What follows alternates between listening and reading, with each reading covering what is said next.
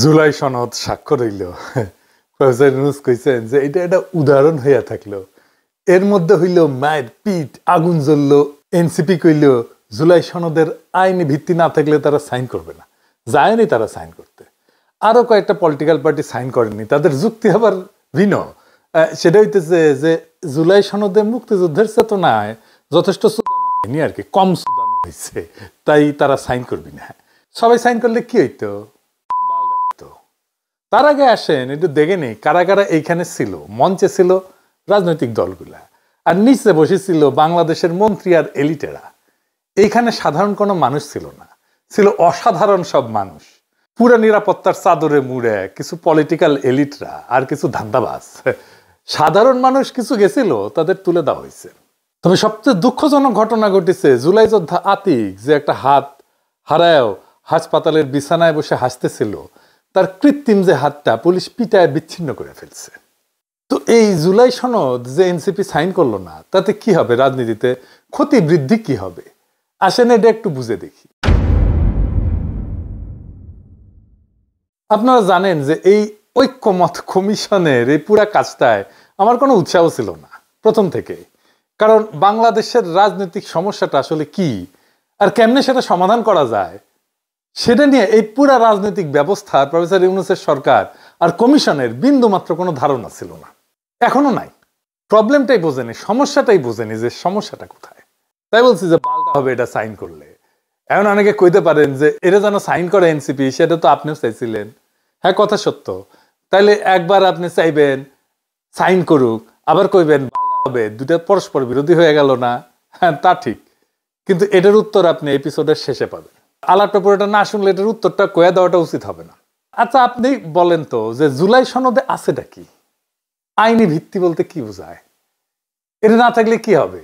সবচেয়ে বড় কথা, জুলাই সনদে সবাই ঐক্যমত হইলে আসলে বাংলাদেশের রাজনীতিতে কি পরিবর্তন হইতো? আপনি কি দেখতে পারতেন?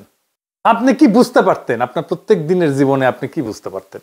আপনি একটা ইউনিভার্সিটির কোর্স করলেও তো আগে কোর্সের অবজেক্টিভ দেখেন, যে এই কোর্স করিলে আপনি এই করিতে পারিবেন, এই বুঝিতে পারিবেন, এই জানিতে পারিবেন, কোর্স শেষ করিলে কয় না? তো এই জুলাই সনদ বাস্তবায়িত হলে আসলে কি হবে বলেন তো? বলতে পারবেন? আমি নিজেই বলতে পারবো না। তার আগে বুঝে নি বাংলাদেশের মূল রাজনৈতিক সংকটটা কি, তাহলে বুঝবেন যে জুলাই সনদ আসলে করবে, কিছুই করতে পারবে না। যে কোনো সমস্যাকে ভেঙে ভেঙে ভেঙে ভেঙে ছোট করে বুঝতে পারলে সুবিধা, কিন্তু শুধু রাজনীতিতে না, সবকিছুতেই এটা প্রযোজ্য। বাংলাদেশের রাজনৈতিক দলগুলা যেগুলা ক্ষমতায় গেছে এখন পর্যন্ত, তারা হইতেছে সুইলে রাখা আমের মতো। চার পাশ থেকে গুয়ের মাছি এসে বসে, তারা যখন ক্ষমতায় যায় বা যাইতে চায়। হইতেছে না এখন বিএনপির পাশে বসিচ্ছে না। কিছু লোক আছে যাদের কোনো কাজ নাই, কোনো কিছু করার ক্যাপাসিটিও নাই, দক্ষতাও নাই, ক্ষমতাও নাই, চাকরি বাকরিও কোনোদিন করতে পারতো না। তারা এই রাজনীতি করে। একটা সময় ছিল যারা পেশায় সফল লোকেরা রাজনীতি করতো, যেমন মোহাম্মদ আলী জিন্নাহ। সেই সময় লন্ডনের সবচেয়ে বিজি ব্যারিস্টার ছিলেন উনি, প্রচুর ফি।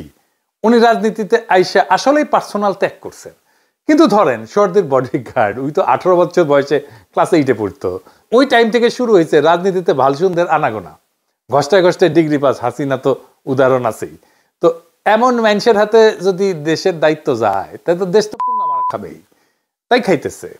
সেই বডিগার্ড থেকে শুরু, আর পারছি না গুরু, একটা কবিতা আছে জানেন? হ্যাঁ, জানেন না? এই কবিতা কে লিখেছে সেটা খুঁজে পাওয়া যায় না, কিন্তু ওই ব্লগ জামানায় দারুণ জনপ্রিয় ছিল, শুনবেন? হ্যাঁ, মজা আছে কিন্তু। এটা হইতেছে, আর পারছি না গুরু, 23টা বছর ধরে প্যান্টে শার্ট গুজে পড়ে, আর পারছি না গুরু, সেই নার্সারি থেকে শুরু। পাড়ার যত ছেলেগুলো সবার ঘরে বউ এলো, মা বলে মন দিয়ে পড়ো, আর পারছি না গুরু, সেই নার্সারি থেকে শুরু। অবশেষে মায়ের দয়া হলো, ঘরে ফুটফুটে বউ এলো, ফুলশয্যার রাতে একগোছা মালা হাতে বউকে শোধাই, আমার জীবনে তুমিই প্রথম, তোমার জীবনে আমিও কি তাই? বউ হেসে বলে, আর পারছি না গুরু, সেই নার্সারি থেকে শুরু। আমাদের অবস্থা হয়েছে এর মতো, আর পারছি না গুরু, সেই নার্সারি থেকে শুরু। এই রাজনৈতিক দলগুলা ঠাপ খাইতে খাইতে খাইতে খাইতে আমাদের জনগণের জিন্দেগিটা ফালাফালা হয়ে গেছে।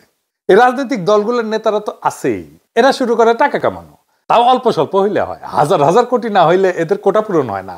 স্বপ্ন পূরণ হয় না, খায়েশ মেটে না, ক্ষুধা যায় না। সাথে এসে জোটে ব্যবসায়ীরা আর ধান্দা শুরু করে। কি কি প্রজেক্ট আছে, টাকাই টাকা। আর তো আছে আমলারা, সবকিছুতে টাকা, প্রজেক্টে তো টাকা আছেই, সাথে প্রমোশন, ট্রান্সফার, পোস্টিং এর ডিস্টিং টাকা টাকা টাকা। আর এই যে রাষ্ট্রের রিসোর্স, এদের উপরে দখল, এটাই পলিটিশিয়ানরা ছাড়তে চায় না। এই এত টাকার মধু এটা ছাড়তে চায় না। একদল যায় খাওয়ার জন্য, আরেক দল রেডি থাকে। আর এই খাওয়া খাইর আনন্দ যেন নষ্ট না হয়, সবাই মিলে যেন মিলে ঝুলে খাইতে পারে, সিস্টেমে আসে, তাই চায় আমলা, প্রশাসন, পুলিশ, মিলিটারি, ব্যবসায়ী সবাই। আমলাদের তো সমস্যা নাই, আজ আওয়ামী লীগ, কাল বিএনপি, পরশু জামাত, তারপর দিন এনসিপি, তারপর দিন পিনাকি জিন্দাবাদ দিবে যখন যে ক্ষমতাবান হবে। আমার নাম কালে চান্সে ঢুকে দিলাম আর কি। তাই রাজনৈতিক দলগুলো ক্ষমতা ছাড়তে চায় না। আর ক্ষমতায় থাকলে রাষ্ট্র ক্ষমতা ইউজ কইরা কিভাবে যারা খাওয়ার জন্য রেডি হয়েছে তাদের দুর্বল করা যায় সে চেষ্টা করে। সিস্টেম যেন নিজের পক্ষে কাজ করে এটা নিশ্চিত করার জন্য সে রাষ্ট্রের সব জায়গায় নিজের লোক বসায়, নিজের দলের লোক বসায়, অনুগত লোক। ফলে সেখানে মেধা বা যোগ্যতার কোনো দাম থাকে না। রাষ্ট্র তো মেধা দিয়ে চলে না, কে কত অনুগত সেটা দিয়ে চলে। প্রতিষ্ঠানগুলো দাঁড়ায় না। আপনি যতই বজ্রাটুনি দেন না কেন, ফসকা করে থেকেই যায়। জিয়াউর রহমান বা খালেদা জিয়া ব্যক্তিগতভাবে সৎ ছিলেন, কিন্তু ওনাদের আশেপাশে তো ধান্দাবাজ কম ছিল না। ধরেন ব্যারিস্টার নাজমুল হুদা, সে তো জিয়ার সহচর ছিল। চট্টগ্রাম সার্কিট হাউসে জিয়া যেটাতে মারা যায় সেই সফরেও সে ছিল, রাত পর্যন্ত ছিল। খালেদা জিয়ার শাসন আমলে বিএনপির লোকেরা তো কেলেঙ্কারি কম করে নাই। একটা এক্সাম্পল দিই, খালেদা জিয়ার জ্বালানি মন্ত্রী ছিলেন মোশাররফ সাহেব, নাইকোর কাছ থেকে ঘুষ নিছিলেন, কানাডার আদালতে সেটা আবার প্রমাণ হয়েছিল। ইচ্ছার তো কোনো শেষ নাই। 1,21,00,000 ভুয়া ভোটার করেছিল খালেদা জিয়ার আমলে বিএনপি। 150 ছাত্র দল নেতাকে নির্বাচনী কর্মকর্তা নিয়োগ দিছিল বিএনপি। এখন কত ভালো হয়ে গেছে না, ভালো ভালো কথা কয়, তাই না? একই কাজ করবি আবার। ভোটগুলো কিভাবে হইতো আপনারাই বলেন। টাকা দিয়ে ভোট কেনা হইতো, তাই না? মনোনয়নও তো কেনা হয় টাকা দিয়ে, তাই না? এই যে করাপ্ট পলিটিক্যাল সিস্টেম, এটাই তো সমস্যা। আর এটা রাজনৈতিক দলগুলো ঠিক করবে। কারণ হাইসানি আমি না আমার ঘোড়া আসছে, এটি তো সাহেব ঘোড়া হাসিচ্ছে না, এটা দেখান না। 25টা রাজনৈতিক দল সাইন করেছে, কিছু যায় আসে না জোনায়েদ সাকিব সাইন করছে কিনা বা সাইফুল হক সাইন করছে কিনা।